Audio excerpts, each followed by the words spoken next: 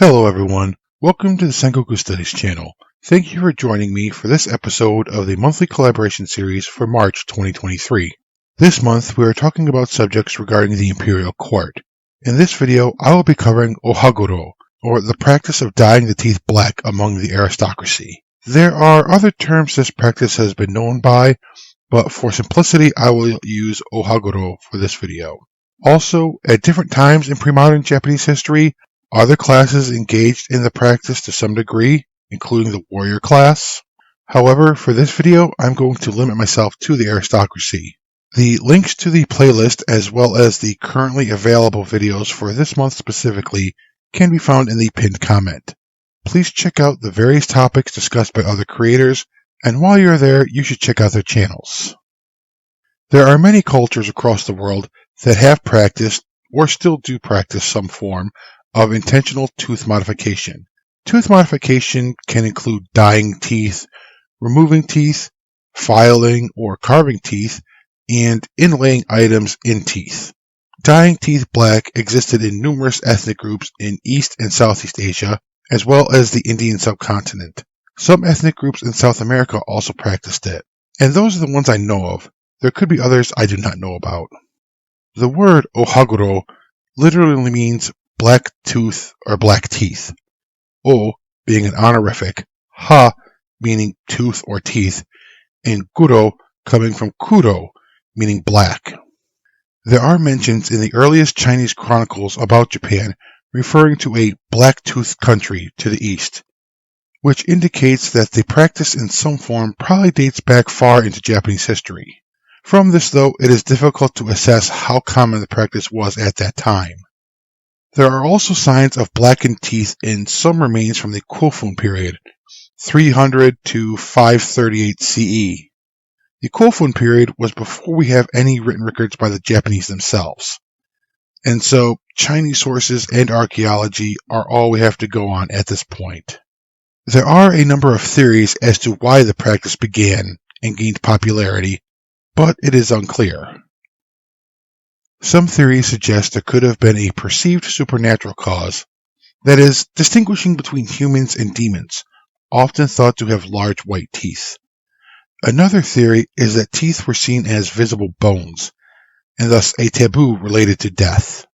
Some also suggest that it might have come from a desire to create a mask-like look to hide emotion, in conjunction with the use of white makeup, oshiroi, and the plucking or shaving of eyebrows and then painting on false ones, usually higher on the face, called hikimayu.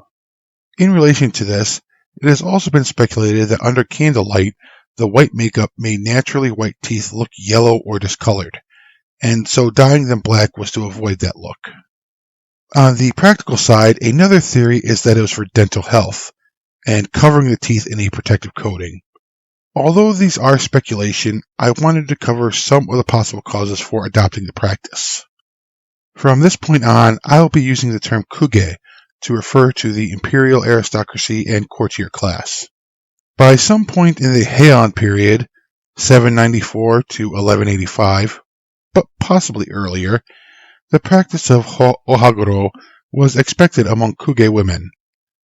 This typically first occurred during a girl's MOJI, or coming-of-age ceremony. The MOJI took place around age 13, give or take a year or two in most cases.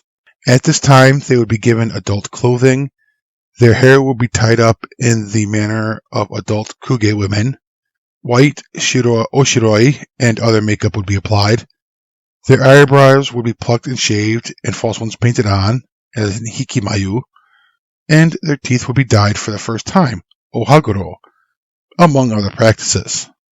This ceremony marked a girl passing from childhood into adulthood. From Heian period literature and other documents, it is shown that kuge women were considered to be unrefined and even unattractive if they did not follow such practices as teeth dyeing and false eyebrow painting and more. Not following these customs would also lead them to be seen as wild and unruly. By the end of the Heian period, the practice of dyeing teeth had been adopted by kuge men as well, and had become part of the coming-of-age ceremony for boys, which was called genpuku, which was usually somewhere between the ages of 13 and 15. Men of the kuge class also adopted other practices, such as oshiroi and hikimayu. In Japan, the dye, at least among the kuge, was typically made by mixing a substance called kanemizu with vegetable tannins or tea.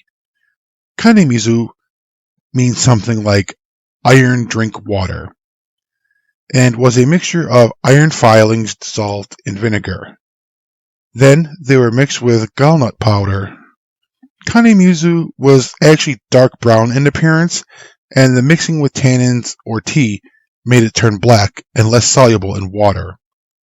This allowed the wearer to eat and drink without it being washed away immediately.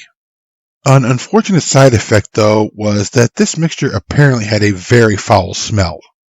The dye did not last long before fading, usually only a few days at most, and sometimes just a day. So it had to be reapplied frequently. Although it would fade quickly, since there are old bones with signs of it, it would also appear that repeated and prolonged application led to some degree of permanently discoloring teeth. I have seen two methods for applying it. One method was to cover the teeth with something like the juice of a fruit to create an adhesive surface, and then the dye is painted on. The other is that the mixture would be drunk to coat the teeth. Just as the smell seems to have been bad, it was said that the taste of the mixture was also pretty bad. For men and women of the kuge who had gone through their coming-of-age ceremony, it remained the norm to dye their teeth from the Heian period until the Edo period. The Edo period was the early 1600s, depending on how one dates it, to 1867. During this period, the practice of Ohaguro became less frequent among kuge women. At some point, kuge women stopped the practice mostly, and it became mostly men who participated in the practice. It did continue among kuge women, but predominantly by unmarried women over the age of 18. This practice continued throughout the Edo period. With the fall of the Bakufu and the modernizing and westernizing that took place, it fell out of practice and was eventually banned by the Meiji government. The practice is no longer banned today, but most instances where one might see it are in historical dramas and movies, and sometimes on special occasions or events. Many thanks for watching. I would like to give a special thank you to my supporters on Patreon, Coulter Nebel, Roman Hunger, and Busho. If you are interested in supporting, the link is in the description. Please check out the playlist and videos by other contributors on the topic of the court in the pinned comment. If you want to join in with your own video, please let me know so that I can add it to the playlist. If you liked this video, I would appreciate you considering giving it a thumbs up, commenting, sharing, and or subscribing. If you did not like it, please leave a thumbs down, but please comment as to tell me why. It can help me improve. Links to social media will also be in the description. Have a wonderful day wherever you are, and I hope to see you in the next video. Until then, please take care. お疲れ様でした。